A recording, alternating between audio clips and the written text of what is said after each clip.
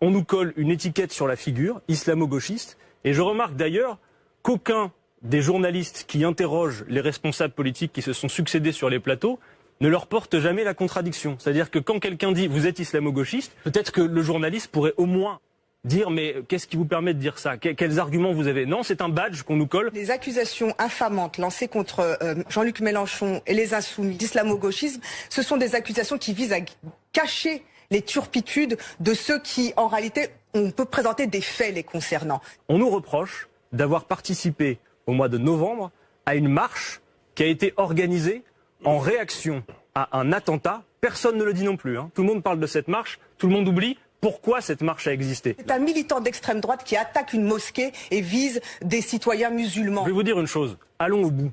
Allons au bout. Il y en a quelques-uns qui méritent qu'on leur rende la monnaie de leur pièce en matière de donneurs de leçons. C'est un militant d'extrême droite qui fournit les armes aux frères Kouachi, qui tuent des journalistes à Charlie Hebdo. Ça n'est pas Jean-Luc Mélenchon ni la France Insoumise qui a armé le terroriste de l'hypercacher Amédi Koulibaly. C'est un réseau lié à un ancien membre du service d'ordre du Front National. C'est le Front National qui se fait financer par les Émirats Arabes Unis, une banque émiratie à hauteur de 8 millions d'euros, alors que c'est un pays qui est placé sous surveillance internationale pour financement du terrorisme. Monsieur Manuel Valls, qui lui n'est même plus une girouette, c'est carrément une pale d'hélicoptère, en Espagne, qui manifeste avec l'extrême droite, mais qui vient donner des brevets de républicanisme en France. Il a fait des contrats à milliards avec l'Arabie Saoudite. Je termine. Lafarge, par exemple, c'est une société qui a financé Daesh. Son chef de la sécurité est un militant du Front National, du Rassemblement National, candidat au municipal. Monsieur Blanquer, lui aussi qui donne des brevets de laïcité, dont on sait qu'il a mis par le passé la pression sur monsieur Alain Morvan, un recteur qui s'était opposé